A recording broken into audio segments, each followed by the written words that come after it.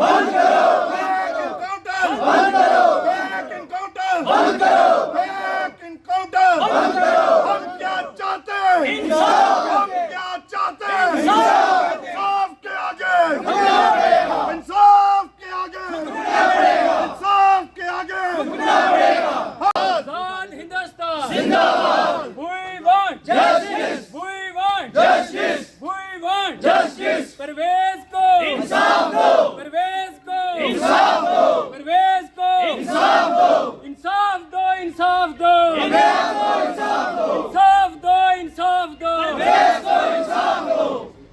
जी, सबसे पहले तो आप सारे मीडिया हजरात का बहुत बहुत शुक्रिया कि आप हम सब की बातें सुनने के लिए यहाँ इकट्ठे हुए। आप सारे हजरात जानते हैं कि कल जम्मू में जो एक दुखद वाक़या पेश आया है, हमारा एक नौजवान 21 साला जिसको बेदर्दी के साथ गोली मार के कत्ल कर दिया गया है। और ये बात इतनी अफसोसनाक है, पिछले कुछ टाइम से लगातार इस तरह की खबरें आ रही हैं। कुछ नौजवानों ने, एक नौजवान ने सुसाइड किया था, उसने सारी हकीकत अपने सोशल मीडिया पे बताई।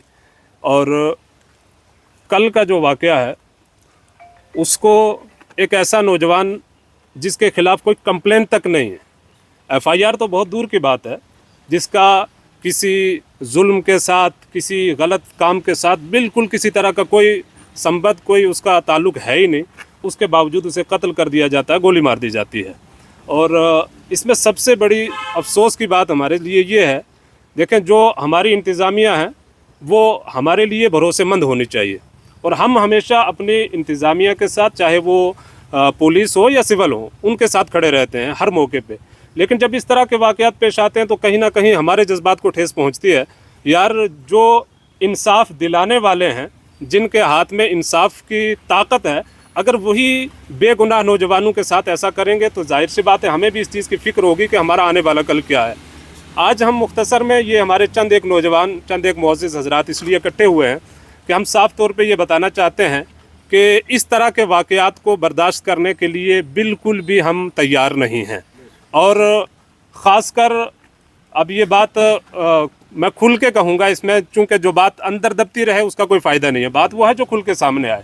हमें तो ये लगता है कि पिछले कुछ टाइम से सांबा, कठुआ, जम्मू एरिया में हमारे गुज्जर नौजवानों को जानबूझकर टारगेट किया जा रहा है, इसमें कोई दो राय नहीं है।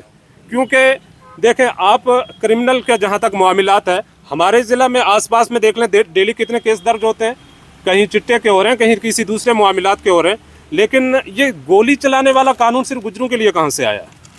और अगर ऐसा ही है तो फिर मुझे लगता है कि ये जो कोर्ट कचहरी है, इनको बंद करके जितने क्रिमिनल है सबको गोलियां मारने चाहिए, और सरे रोड को सबको मारना चाहिए। पता चल जाए कि जो गलती करेगा उसकी सज़ा डायरेक्ट गोली है।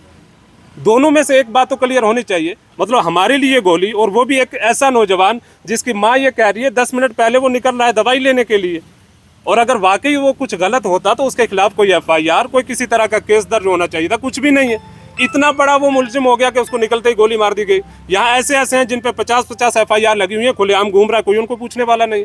ठीक है, अगर, और ये भी हम साफ तौर पे कहते हैं, किसी गलत काम करने वाले के साथ हमारा कोई साथ नहीं है। अगर किसी भी गलत काम में कोई शख्स मुलव्विस है, चाहे वो किसी भी कौम का है, हम बिल्कुल उसके साथ नहीं, उसको सज़ा होनी चाहिए।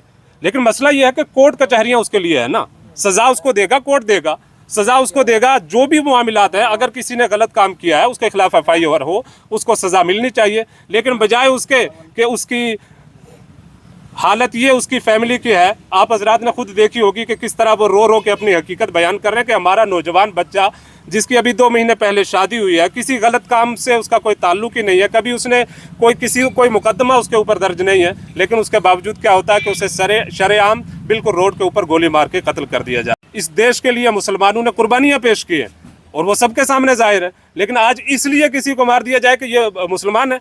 और अफसोस इस बात का है कि कल जम्मू के मीडिया ने टोटल जो है उसके खिलाफ खबरें चलाई हैं, डायरेक्ट उसे ये मतलब बिल्कुल क्लियर करा दिया है कि ये पता नहीं कौन कौन से कामों में मुलव्विस था, क्या क्या था, सारे इल्ज़ाम उसके ऊपर लगा दिए गए। आज इंतज़ामिया भी मान रही है नहीं गलती हुई है। अभी जैसे मैं सुनने में आया है कि उसको कुछ नौकरी के लिए और कुछ पैसे देने की बात सामने आ रही है। बट जब वो इतना बड़ा मुलजिम था तो ये सब बातें फिर क्यों आ रही है? साफ इससे जाहिर होता है कि ये किसी साजिश के तहत उस नौजवान को मारा गया है और किसी तरह के गलत मामले में उसका कोई हाथ नहीं है। हम बिल्कुल ये पुरजोर अपील करते हैं कि हमारी इंतज़ामिया, हमारा जो भरोसा बना हुआ है, मेहरबानी करके हमारे भरोसे को कायम रखे।